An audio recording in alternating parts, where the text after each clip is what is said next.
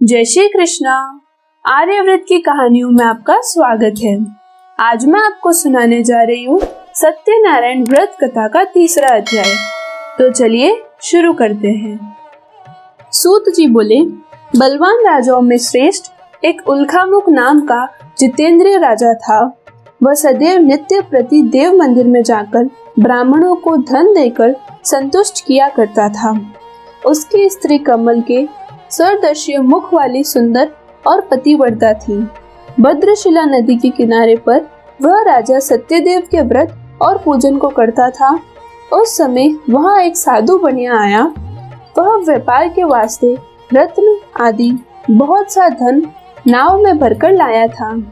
नाव को नदी के किनारे लगाकर आप नीचे उतर गया। वहाँ राजा को व्रत और पूजन करते देखकर हाथ जोड़कर बड़ी नम्रता से पूछने लगा, हे राजन, भक्ति पूर्वक यह आप क्या कर रहे हो? कृपा कर कहिए। राजा बोला, हे साधु, यह अति तेजस्वी विष्णु भगवान का पूजन है, जो कि अपने बंधुओं के साथ पुत्र प्राप्ति की इच्छा से कर रहा हूँ। इस व्रत के करने से मनुष्य की सभी मनोकामनाएं पूर्ण हो जाती है।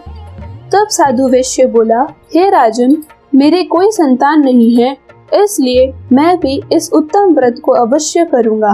आप कृपा करके इस व्रत की विधि बतला दीजिए। तब राजा ने सत्यदेव की पूजन व्रत की संपूर्ण विधि साधु को बतला दी।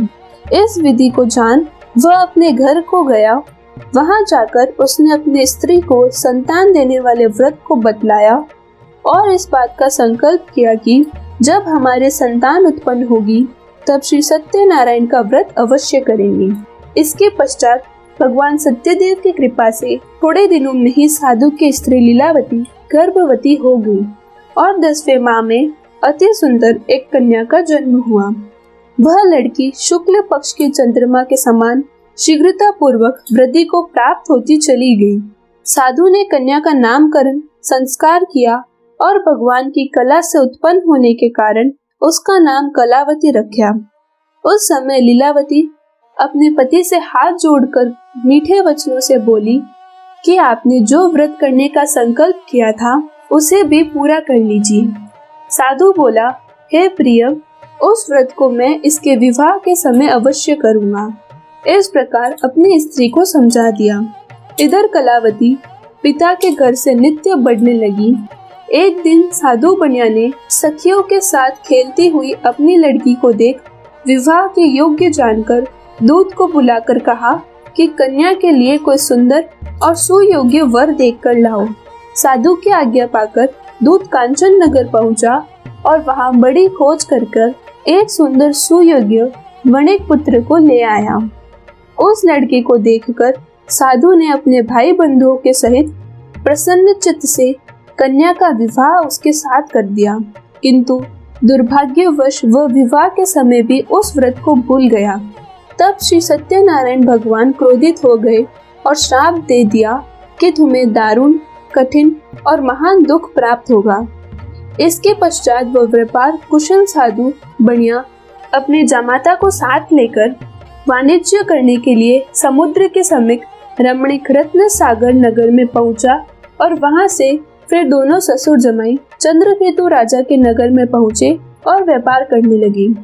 एक दिन भगवान सत्यनारायण के माया से प्रेरित कोई चोर राजा का धन चुराकर जल्दी से जा रहा था, किंतु पीछे से राजा के दूतों को आते देखकर चोर ने जल्दी से घबराकर भागते भागते माल को वहीं चुपचाप रख दिया जहां वह दोनों ससुर जमाई ठहरे हुए थे और स्वयं किसी गुप्त स्थान में झट से छिप गया।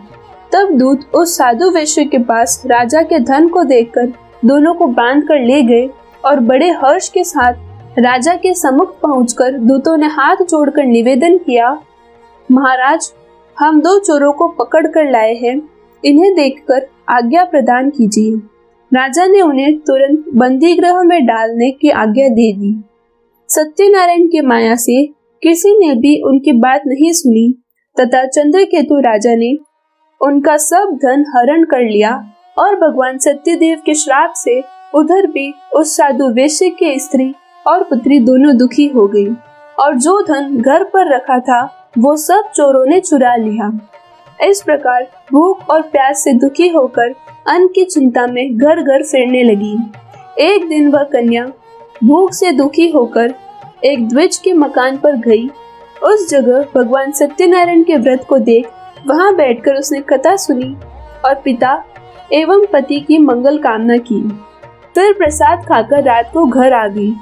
माता ने कलावती कन्या से प्रेम से पूछा कि हे पुत्री, इतनी देर तक तू कहाँ रही थी? तब कलावती कन्या ने शीघ्र ही माता से कहा, द्विज के मकान पर मनवांचित फल देने वाले व्रत को देखती रही। उसकी बात सुनकर वेश्या की स्त्री को अपने पति का पूर्व का संकल्प याद आ गया तथा प्रसन्नचित्त भगवान सत्यनारायण के व्रत को करने के लिए तैयार हुई। उस साध्वी स्त्री ने अपने बंधुओं के सहित व्रत किया और बारंबार क्षमा प्रार्थना की और वर मांगा कि हे प्रभु, मेरे पति और जमाता शीघ्र अपने मकान को कुशल पूर्वक लौटे। इस व्रत से संतुष्ट होकर भगवान सत्यनारायण ने चंद्रकेतु राजा को स्वप्न में दर्शन दिया और कहा, हे नर्प, प्रातः दोनों वणिक पुत्रों को कैद से मुक्त कर देना और जो धन उनका तुमने ले लिया है वह धन उनको वापस दे देना, अन्यथा तुम्हें राज्य, धन और पुत्र सहित नष्ट कर दूंगा। तब प्रतापी राजा ने उस दिन सभा में बैठकर सभी को अपना स्वप्न सुनाया और कहा कि उन बंदी दोनों वणिक पुत्रों को कैद से मुक्त करके मेरे सम्मुख में ले आओ। राजा के ये वचन सुनकर दूत ने दोनों वणिक पुत्रों को बंधन से छुड़ा कर राजा के सम्मुख लाकर खड़े कर दिए।